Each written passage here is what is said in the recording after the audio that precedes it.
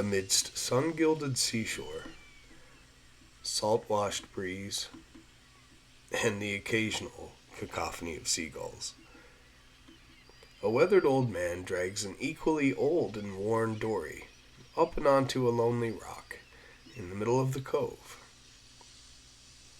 He's been looking forward to this moment all day, a chance to get away from everyone and everything, to lose himself in the soothing breath of the tide, as well as his stories.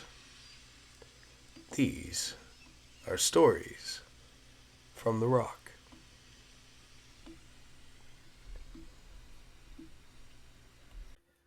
Hi, everyone, and welcome to our 6th episode of Stories from the Rock. This episode, we have a story that I have written specifically due to something that I myself noticed really quickly in inventing this podcast, in that our logo, which admittedly was created by AI, actually has 6 fingers. The man, who you're probably looking at right now, indeed has 6 fingers on each hand, like AI is sort of famous for accidentally making. I noticed it kind of right away, but it was kind of the best logo that I thought possible for the podcast at the time. I originally wanted my little sister to design our logo. She is a graphic artist, but she's also a paramedic, which means that her time just wasn't in for it in order for us to get this podcast out on the time that we wanted. So I acquiesced to using AI tools, and lo and behold, we ended up with a logo that was a man who had 6 fingers. Now, I had 2 choices.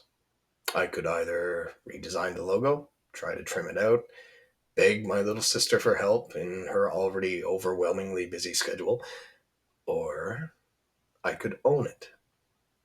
Because I've kind of learned to do that over the years, whether it's with my autistic traits or other aspects that some might consider wrong or a drawback. I own it, and I try to turn it into a good thing. Well, like our logo and the man who's sitting on the rock having 6 fingers, I too was born with a somewhat different physical trait, in that I have little ears, what a lot of Newfoundlanders refer to as apricot ears.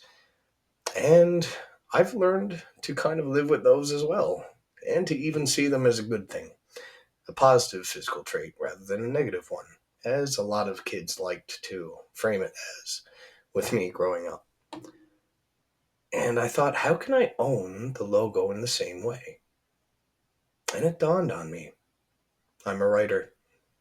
If anyone can own something and spin a narrative to turn it into a good thing, rather than what might instinctively be a bad thing, it's me, or someone like me. So, I decided that there should be a little bit of lore behind our logo and the man who's sitting on the rock. I got to thinking, and of course I got to writing, and I came up with Johnny 6 Fingers.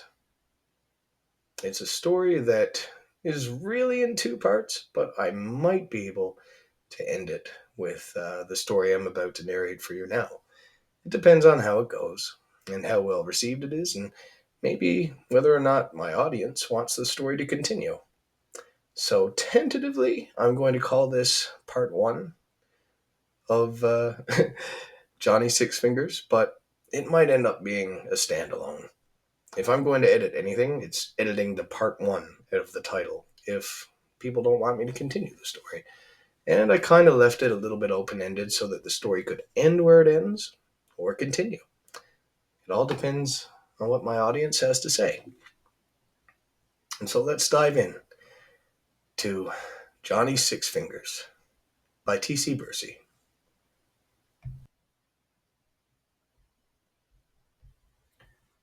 He was teased as a child. It happened in Eastport, beginning in grade 1. "Children," the teacher began, "if you're ever stuck on your numbers, we can use our hands to count. Let's count to 10 on our fingers with me. Ready?" 1, 2, 3, 4, 5, 6, 7, 8, 9, 10, said the teacher and the children. 11, 12, said a suddenly nervous Johnny. The kids turned then. Some were chuckling. Others seemed to notice Johnny for the first time, as shy and quiet as he was. The teacher looked confused. Johnny shrank in his seat. That's great, Johnny, but we were only supposed to count our fingers, Miss Humphreys had said. I was countin' me fingers, miss, said Johnny, his face reddening. Then the laughter began in earnest, never quite stopping. From that moment on, Jonathan Jacob Collins was known both behind his back and boldly in his presence as Johnny Sixfingers. His childhood became a cloistered one, where other boys his age were out sledding, getting into fights, causing trouble and making up for said transgressions with their looming fathers behind their backs. Johnny's world was confined to his log cabin home near the Blueberry Barns, and whatever he could glimpse through his circular attic window. I'm worried about him, his mother had told his father one frosty late November night, rubbing the scar where her own sixth finger used to be. I know what he's going through. I was only born with the one finger. My own mother knew too. And though it pained her to do it, she saved me a lot of pain with that axe. Still, the scar told part of the story, and I was foolish enough at his age to tell the rest of it too, expecting kindness in other children where there was none to be found. That was then. This is now, his father had rasped in reply. It's the 1970s. People aren't so cold as they once was, even the children. And I said to the doctors, and to you too, no son of mine will be mutilated for something so small and handy as an extra finger on each hand. It'll come in handy one day when the chainsaw grease coats the axe handle, or when the hockey stick needs an extra twist to score the goal. No animal or man is meant to be the same as every other. We are supposed to be diverse. We are supposed to grow in different ways, or else we stagnate and die off as a species. A university professor told me that. You're the most lovable fool that ever lived, John Collins, his mother had said. And Johnny had heard it all from the top of his pinewood stairs. Christmas came, and as usual, Johnny wasn't happy about it. He knew what he would get. His aunts and uncles would send hand-knit mittens that were just a little bit bigger at the palms than other ones. Such were his fingers on even their minds. And Johnny would have to pretend that he appreciated the kind gesture. I don't need the extra room, he had made the mistake of saying last year. I always tucks me smallest finger under the one next to it anyways, so people don't see. His father and mother knew him enough to get him something that didn't involve fingers or hands at all. Be that a sled he'd never want to use outside, a pair of skates he'd use alone on the most distant of ponds, or a new axe to help his father at the wood, since he'd no interest in playing with other children. This Christmas, him now being 11 years old, was different.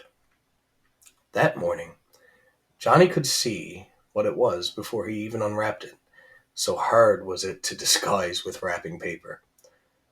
It had a long something sticking out with a bow on top. The base was bulbous and concave, and bulbous again. He knew what it was, and in his mind he thought it was a cruel joke played by his smiling parents. With tears welling in his baby blue eyes, Johnny ran straight to his jacket near the front door and out into the blowing snow of Newfoundland and Labrador winter, barreling towards his shed, where he snagged his sharp axe in one fell swoop. Johnny! Johnny, come back here! his father boomed behind him. "A guitar?" Johnny screeched. "You seriously got me a guitar?" Johnny cried back. "What did I do to deserve you making fun of me like that?" he bawled. "Johnny, you don't understand." "I understand perfectly," cried the boy, hurtling himself into the snow with tears on cold and emotion-flushed cheeks. For what seemed like hours, the boy trudged through the knee-deep snow as the blizzard howled. He found shelter when he happened upon the nearby woods at the far end of the berry barns, where the trees on both sides stood fast against the blowing snow. Out of breath, Johnny collapsed to his knees. His hands were red and raw, having forgotten his mittens. But they were also numb from the cold, and Johnny had a dark idea. "I hates these hands. I hates these fingers," Johnny mewed as he rose and stumbled to the largest of the fir trees that he could see. With a tearful and spiteful frown, Johnny placed his left hand on the trunk of the tree and lifted the axe in his right. He paused there, waiting for his tears to drip away and clear his vision for what he wanted to do next. "Just do it. Do it. Do it while your hands is still numb." He splayed his rightmost finger outward and slid the rest of his hand to the left. "Do it. Do it. Do it." He raised the axe as high as he could, closed his eyes, and brought it down hard. But it didn't strike the tree. Johnny heard heavy breathing behind him. He turned his head with eyes still closed, and then opened them. His father was there, his face strained. Johnny turned back to the tree and beheld the bloody mess of his father's hand with the topmost tip of the axe buried deep within it. "Pull it out," his father quietly commanded. "Father?" "Pull it out," the man roared, his impressive patience now gone. Johnny did as his father told, and he winced at both the feeling and sound of the axe being removed from flesh and wood. A slick squeaking. "Arrgh!" winced John Collins as he cradled his ruined right hand, gouts of crimson steaming and streaming at the snow at his feet. Guilt-ridden, Johnny hurried to collect armfuls of snow and brought it to his father. "Put this on it! Make it cold!" Johnny said.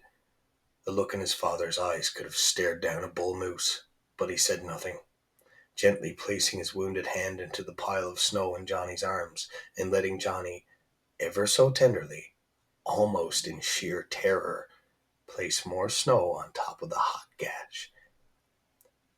"Home," said John Collins. And Johnny ran. Fast, almost wetting himself, away from his father. The rest of that Christmas sure was something. When Johnny had returned, he was quieter than ever. His father came in shortly after and wouldn't look at his son. Johnny's mother rushed to her husband in a tizzy, and Johnny winced as his father told her what had happened. His mother had rushed to the phone then, the instincts of small-town Newfoundland commanding her to spread the word of her son's misbehavior. John Collins gently grabbed the phone receiver from her hands while she was still dialing the rotary and placed it firmly down on the base. "Me hand got caught in the saw," said John. "But—" "Sarah, me hand got caught in the saw." "Yes, John." Johnny opened his presents in silence then, while his mother wrapped gauze and tape around his father's hand, their eyes downcast. Out of guilt rather than obstinance, Johnny saved the guitar for last. "Open it," his father said, his large red beard trembling ever so slightly in what Johnny took for barely contained rage. "Yes, sir," said Johnny. Swallowing, Johnny took the wrapping paper off gingerly by the tape, afraid to so much as tear the suddenly expensive-looking green and red paper that enveloped it. And he revealed the most lustrous, beautiful, almost golden pine and shellac 12-string guitar that he had ever laid eyes on.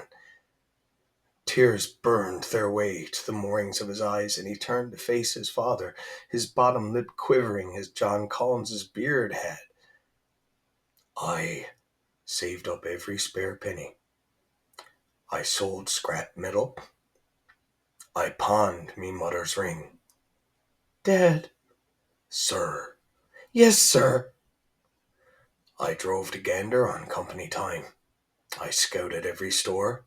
I called in favors I'll owe till next Christmas and beyond.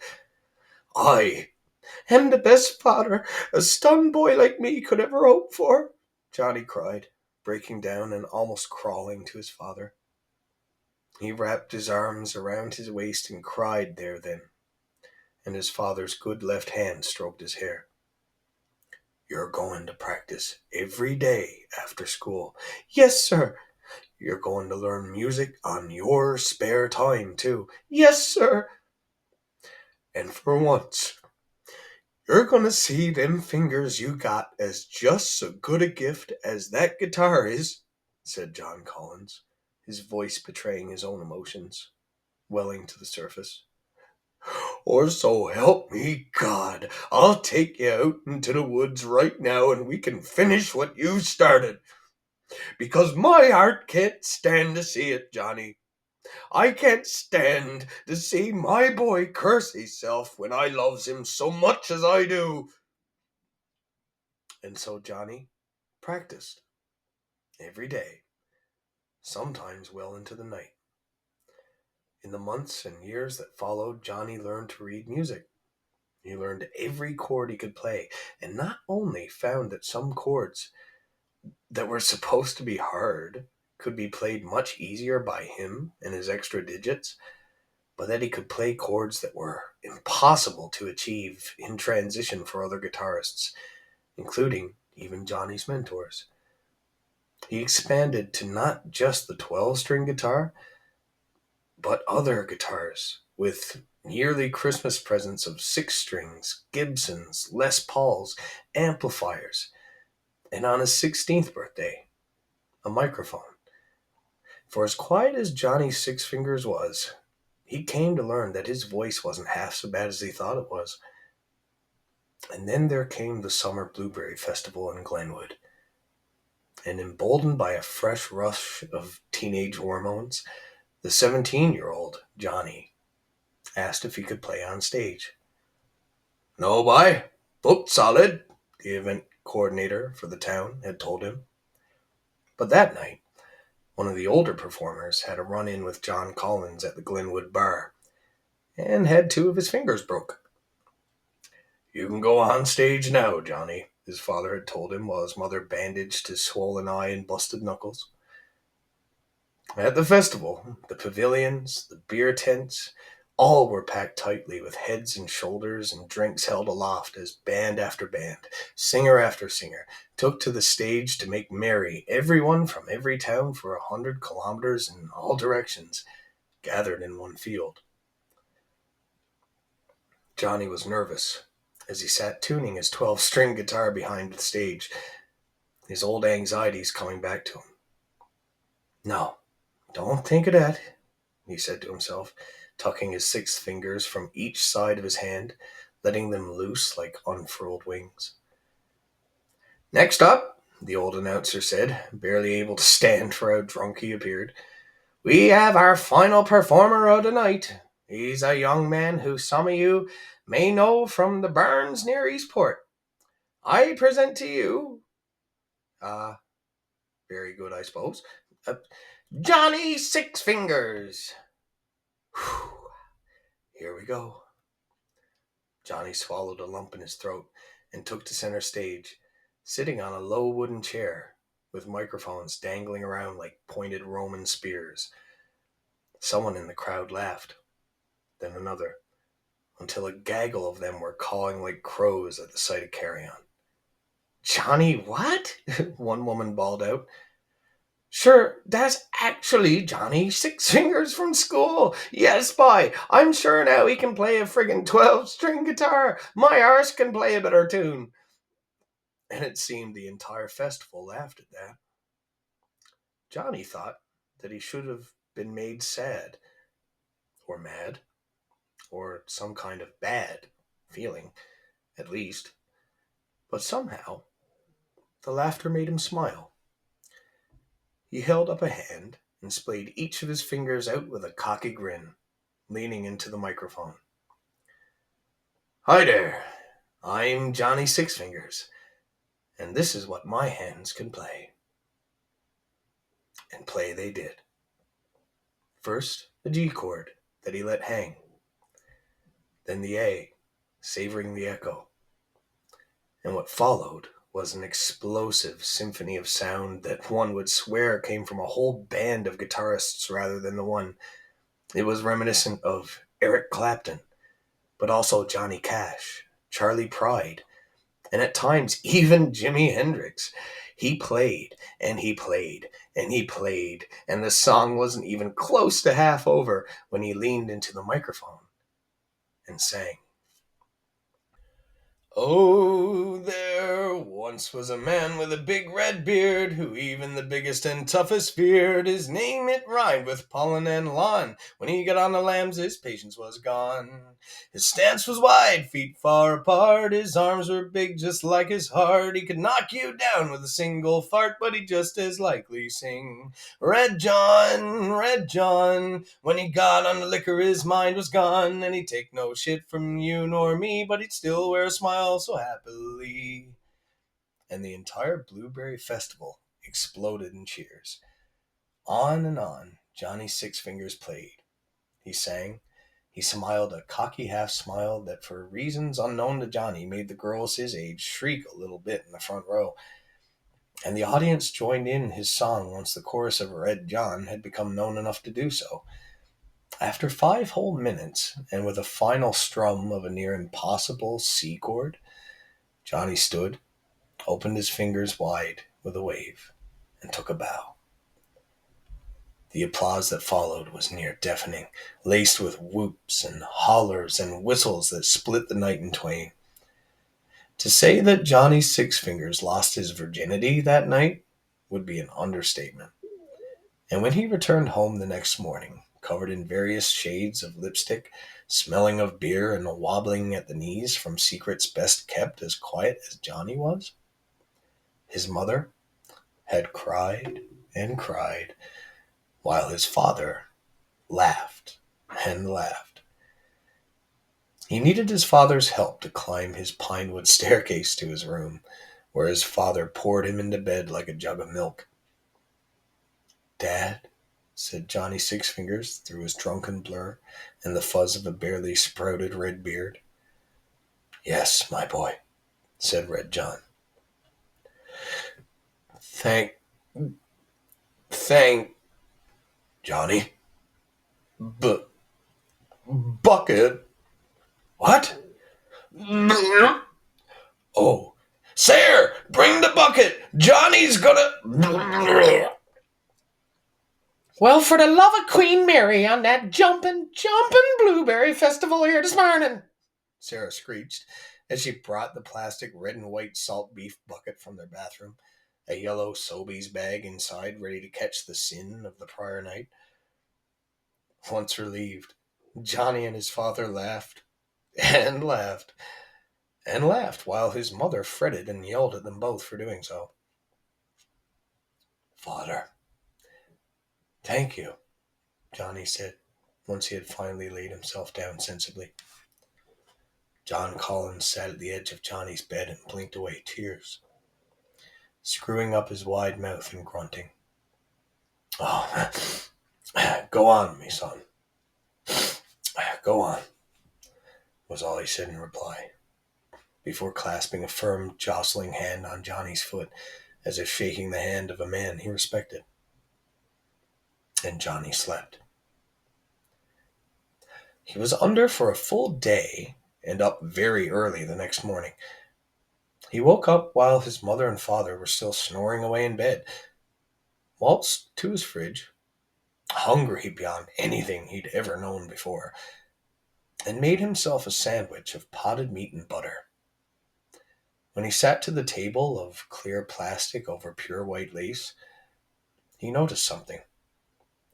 Tentatively, he picked up a pile of envelopes on the table and almost spat his tea when he saw Johnny Sixfingers written on each one, and some sealed with the same shades of lipstick he was still wearing about his purple spotted neck. Well, for frig's sakes, Johnny whispered, smiling. A knock came at the door, hard and fast.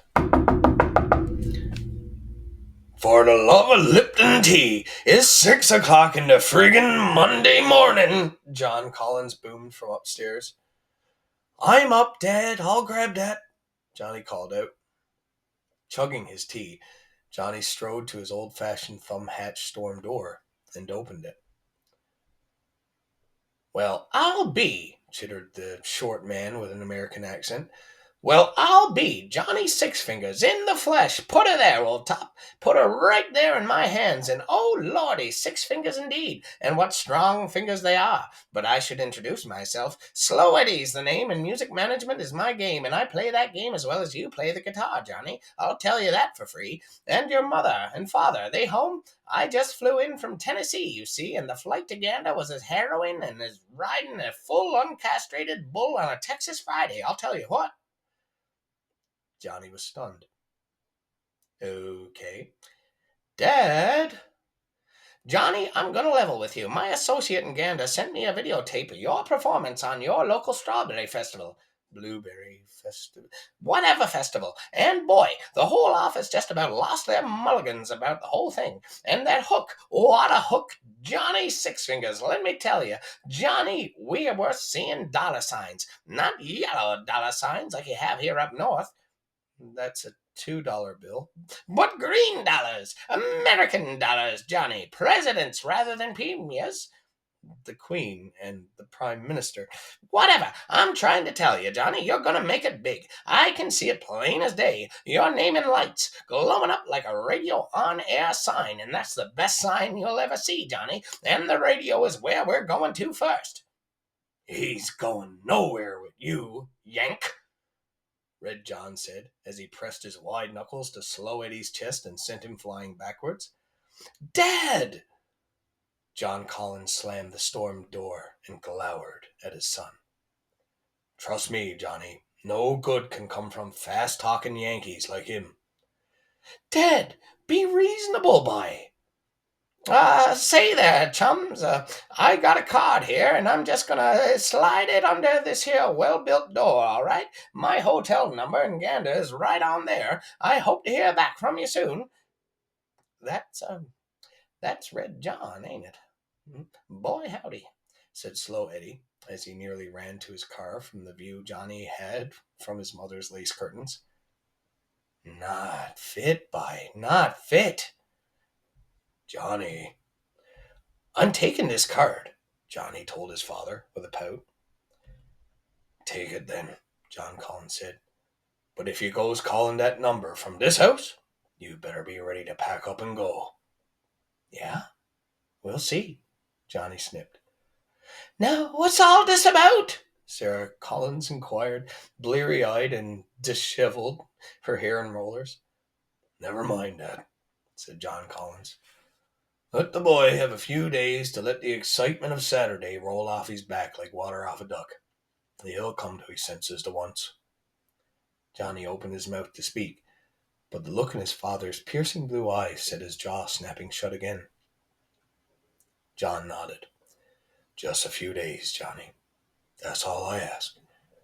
There's a reason men like him come rushing in as fast as they can, and talking even faster. Little shit should be selling cars. Wouldn't be surprised if that's on his resume with the rest of it nothing but lies. And besides, said Red John, clasping an oversized hand on his son's shoulder, if anyone is going to be your manager, Johnny and John smiled at the same time. It's going to be me. And there you have it. Tentatively, what could be the first part of Johnny Sixfingers. Or, alternatively, I could end it right there. I designed it to be kind of open-ended like that. After all, there's still a few contributions that we have to get to that were sent in to our Proton account. And I've kind of been bogarting the time. It is my podcast, after all. That said, it actually brings me to another important part. It's not entirely my podcast anymore. In that I admittedly needed the services of an editor. And Trish, our editor, is really good at it. I guess you guys might have come across a few episodes back where I may have overlooked something in editing. And that was actually when my son, I'm a single father to a 5-year-old little boy, had poked his head in my doorway in my office, and I was like, you know what?